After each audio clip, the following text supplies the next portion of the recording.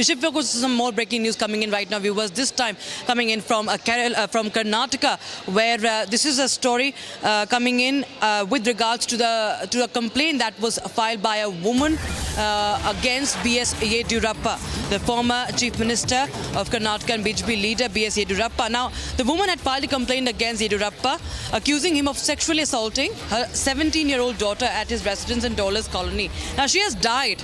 She has died at a private hospital in Hulimavu in Bengaluru.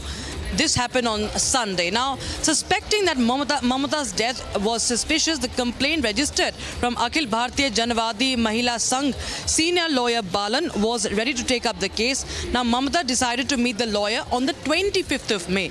But there's this sudden news that she has passed away, she is dead, and there are suspicions now being raised over the victim's mother's death. So there are questions, of course, over why suddenly the victim's mother passes away. Now, why did Mamata's body was even cremated? There was no post-mortem that was conducted. That is also another question that we are raising here in this story. A POCSO case complainant, the victim's mother, who had in fact filed this complaint against Yediyurappa, is suddenly dead.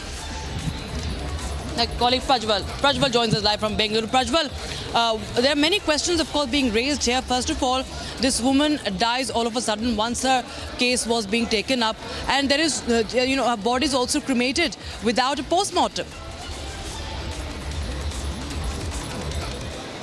Absolutely, because now what we get to learn from all the parties concerned over here is the fact that first and foremost, her family members state that they do not want to pursue this, and also they state that this is left in completely to the entirety of the family and nobody should disturb them.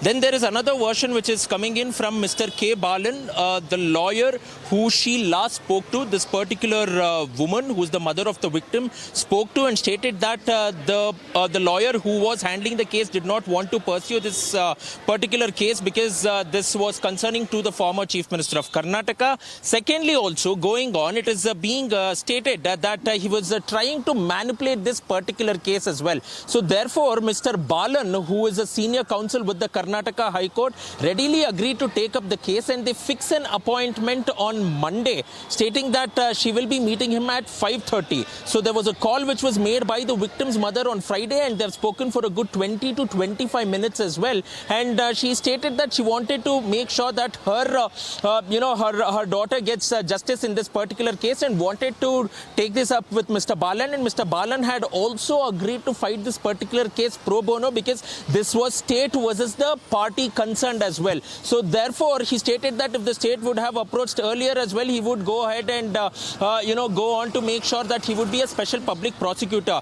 Now, last but not the least, there is also a hospital's version which is coming up here. The hospital has declared that this is a natural death, because if there was any sort of foul play or anything, it should have been called as unnatural, but they have declared it as natural. But on the other hand, there has been one lapse where a post-mortem has not been conducted, to which the managing director of this particular private hospital, Dr. Anand, has stated that there should have been a MLC, which is a medico-legal case, and only after that would they have gone ahead and conducted the post-mortem. But the family members insisted that they wanted to take the mortal remains of this particular victim away, and they have gone ahead and... Absolutely, of course, many questions that are to be, of course, pointed out here, and we will keep a track of developments. Thank you so much for joining us.